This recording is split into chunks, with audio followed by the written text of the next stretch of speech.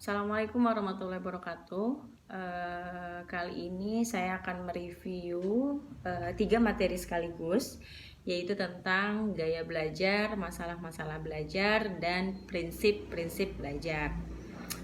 Minggu lalu saya sudah memberikan materi terkait dengan gaya belajar, dan saya juga sudah memberikan kuis kepada kalian.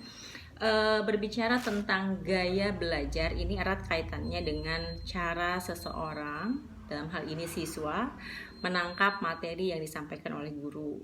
Kemarin sudah banyak beberapa pengertian gaya belajar dari beberapa ahli yang kalian juga sudah membacanya. Misalnya salah satu contoh di sini, menurut Hamzah B. Uno, gaya belajar itu kemampuan seseorang untuk memahami dan menyerap pelajaran yang pastinya berbeda tingkatnya, ada yang cepat, sedang, dan ada pula yang sangat lambat. Nah, untuk itu penting sekali kita sebagai seorang guru, kalian juga seorang calon guru, mengetahui gaya belajar apa sih yang dimiliki oleh siswa yang kalian ajar. Nah, dan apa saja gaya belajar yang dimiliki oleh siswa tersebut misalnya. Karena di sini jelas peserta didik itu pasti memiliki karakteristik yang berbeda-beda karena berasal dari lingkungan yang berbeda-beda pula, maka sangat besar kemungkinan dia memiliki gaya belajar yang berbeda. Nah, di sini ada 3 macam gaya belajar. Pertama adalah gaya belajar visual, mungkin kalian juga pernah dengar. Yang kedua gaya belajar auditory, dan yang ketiga gaya belajar kinestetik gitu. Nah, gaya belajar visual seperti yang kebanyakan lah ya, yang sudah di sini dikatakan bahwa gaya belajar visual itu adalah lebih dekat dengan ciri-ciri seperti apa yang dia lihat ya. Jadi pelajar visual itu belajar melalui apa yang mereka lihat. Jadi misalnya ada siswa yang senang sekali dengan belajar ketika ditampilkan sesuatu yang bisa dia lihat. Contohnya misalnya gambar-gambar, ya kan? Dan dan gaya belajar visual ini lebih mudah mengingat apa yang mereka lihat, seperti misalnya bahasa tubuh, ekspresi muka, ya kan? Terus gambar-gambar, buku atau video. Jadi ini sangat memungkinkan ketika misalnya guru dalam mengajar di kelas, performance dia itu sangat dilihat oleh siswanya. Jadi kalau gurunya misalnya murung, agak ada masalah, itu pasti siswanya juga kurang bersemangat. Karena kalau untuk siswa yang memiliki gaya belajar visual, dia pasti melihat apa yang dia lihat, ya.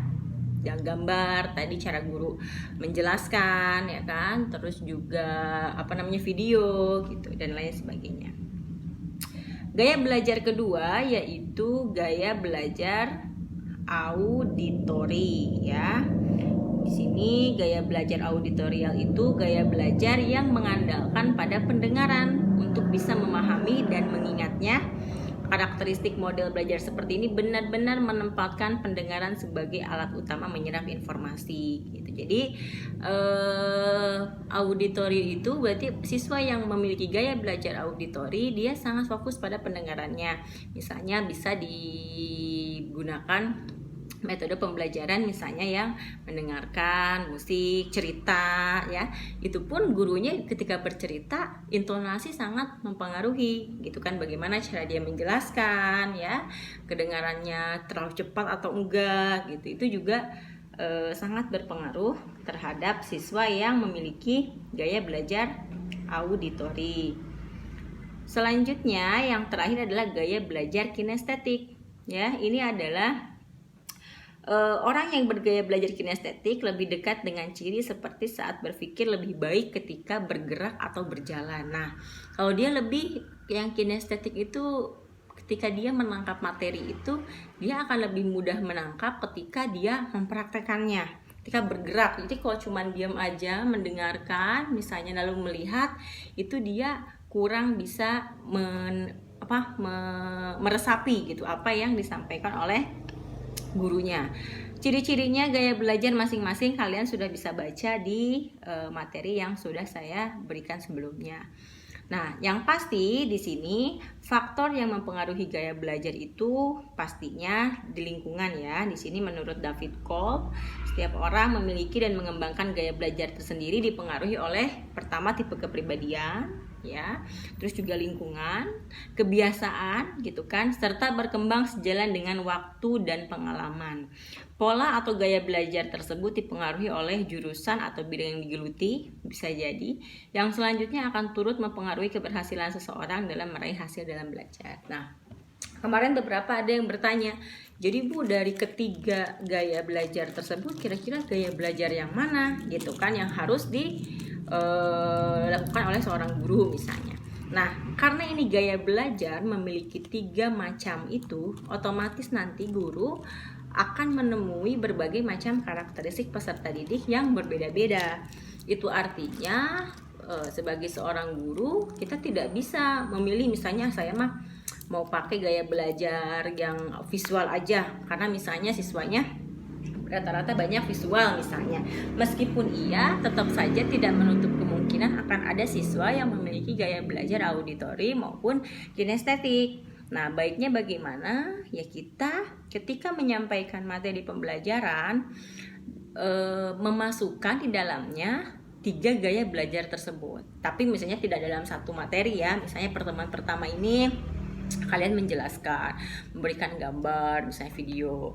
Besoknya misalnya praktek gitu kan. Besoknya lagi kalian misalnya mendengarkan atau misalnya menjelaskan secara spesifik kepada siswa, baik itu misalnya melalui musik atau dengan penjelasan kalian. Nah, jadi nanti gaya belajarnya itu bermacam-macam yang kalian tanamkan dalam kelas gitu. Jadi tidak hanya satu-satu itu aja yang kalian praktekkan gitu, karena untuk mengakomodir siswa-siswa yang memiliki gaya belajar yang berbeda ya. Nah, rata-rata memang menurut hasil penelitian beberapa siswa itu sebenarnya lebih cenderung banyak siswa yang menggunakan gaya belajar visual gitu kan, apa yang mereka lihat misalnya kan.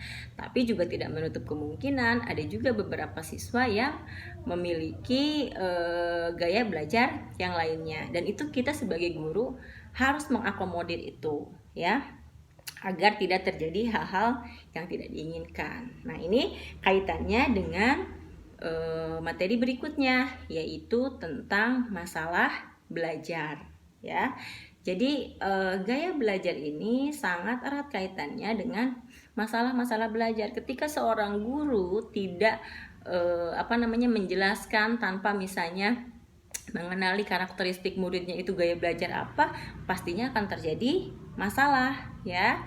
Apa masalah belajar itu? Berbicara tentang masalah itu kan kesenjangan antara harapan dengan kenyataan ya. Jadi ada gap di sana. Jadi misalnya harapannya kan ketika guru menyampaikan, siswa juga merespon dengan baik, selesai, nilainya bagus, itu harapannya. Namun kenyataannya tidak seperti itu. Ketika guru menjelaskan sudah dengan sekuat tenaga, dengan berbagai macam metode, tapi ada aja siswa yang tidak memenuhi misalnya KKM ya kan, terus juga dia males-malesan, tidak ada motivasi dan lain sebagainya. Nah, itu kan berarti yang dimaksud dengan masalah belajar ya.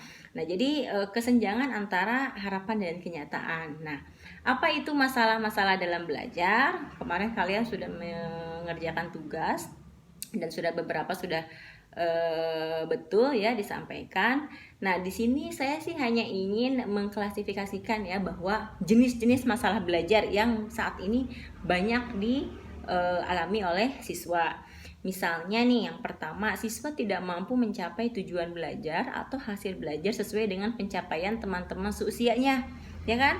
Kadang kan dalam satu kelas itu misalnya ada siswa yang tadi tidak bisa memenuhi KKM. KKM itu apa? Kriteria ketuntasan minimal. Misalnya untuk ekonomi itu harusnya dia dapat 70, cuma dapatnya 60, 50. Berarti kan dia tidak mencapai kriteria ketuntasan minimal. Itu masalah yang pertama ya. Terus yang kedua, ada juga siswa yang mengalami keterlambatan akademik. Nah, ada juga kan, kalau kalian misalnya sudah pernah mengajar di sekolah, ada siswa yang lambat secara akademik gitu. Dia Padahal misalnya di sini siswa yang diperkirakan memiliki intelijensi yang cukup tinggi tetapi tidak menggunakannya kemampuan secara optimal. Misalnya IQ-nya tinggi tapi kok dia agak lambat ya gitu. Maksudnya dalam menerima. Emang ada Bu, kalau misalnya IQ tinggi bukannya dia akan otomatis dia bisa? Enggak juga. Ada, justru itu salah satu masalah belajar. Terus juga yang ketiga, siswa yang secara nyata tidak dapat mencapai kemampuannya sendiri. Misalnya tingkat IQ-nya di atas rata-rata ya. Misalnya KKM mata pelajaran ekonomi misalnya tadi 70. Kemudian nilainya yang dicapainya misalnya 80. Padahal seharusnya dengan tingkat intelijensi seperti itu bersangkutan bisa mendapat nilai minimal 80. Kadang dia cerdas tapi dia ketika mengikuti tes ya hanya ya di atas rata-rata aja biasa gitu, harusnya dia bisa lebih dari itu. Terus berikutnya siswa yang sangat lambat dalam belajar, yaitu keadaan siswa yang memiliki bakat akademik yang kurang memadai dan perlu dipertimbangkan untuk mendapatkan pendidikan atau pengajaran khusus. Nah, siswa ini memiliki tingkat kecerdasan di bawah rata-rata di IQ-nya. Itu kan masalah juga kan. Terus berikutnya siswa yang kekurangan motivasi. Pasti ada kan. Jadi kalau dalam belajar ketika guru menjelaskan, aduh dia malas-malesan ya kan. Terus juga siswa yang bersikap dan memiliki kebiasaan buruk dalam belajar. Misalnya ketika guru menjelaskan ada yang tidur, ada yang main HP ya. Itu juga salah satu masalah belajar. Terus siswa yang sering tidak mengikuti proses belajar mengajar di kelas. Ini juga sering nih. Misalnya siswa yang ketika guru itu masuk dia kabur ya, tidak mengikuti. Itu kan masalah juga. Kira-kira kenapa dia tidak mengikuti proses belajar mengajar di kelas? Dan yang terakhir, siswa yang mengalami penyimpangan perilaku, kurangnya tata krama dalam hubungan intersosial. Mahasiswa. Siswa-siswa yang kurang sopan misalnya, ya kan, ketemu guru misalnya tidak hormat, terus juga bergaul dengan teman-temannya juga kayak gitulah, nggak sopan misalnya, itu juga masalah dalam belajar karena akan mengganggu proses pembelajaran. Nah, kenapa itu bisa terjadi? Apa sih yang menyebabkan masalah belajar itu ada gitu?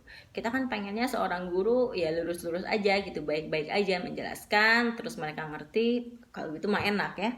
Ternyata nggak semudah itu. Justru itu tantangan seorang guru itu sangat besar gitu, apalagi tadi masalahnya udah banyak, nanti menghadapi siswa yang begini yang begitu ya kan. Nah, faktor-faktor penyebab masalah belajar kalian juga kemarin sudah ada, saya lihat di tugasnya ada faktor internal, ada faktor eksternal. Misalnya faktor internalnya itu ya dalam dirinya dia, baik itu secara biologis maupun secara psikologis. Biologis misalnya yang memang dia memiliki kemampuan IQ yang rendah misalnya kan. Terus kalau kemampuan faktor psikologis ya mungkin karena terkait dengan minat, motivasinya kurang, ya kan? Itu bisa menjadi faktor masalah belajar. Faktor eksternalnya banyak ya, misalnya di sini guru. Nah, guru juga menjadi faktor kenapa sampai masalah belajar itu ada. Misalnya kayak siswanya nggak mau ada di kelas, misalnya males-malesan, siapa tahu gurunya memang kurang menyenangkan berada di kelas kan gitu. Terus juga sarana dan prasarana pembelajaran. Terus juga kebijakan penilaian, misalnya males nih sama guru ini, nilainya nggak jelas dan lain sebagainya. Lingkungan sosial siswa di sekolah dan kurikulum sekolah itu sangat mempengaruhi masalah-masalah belajar ya.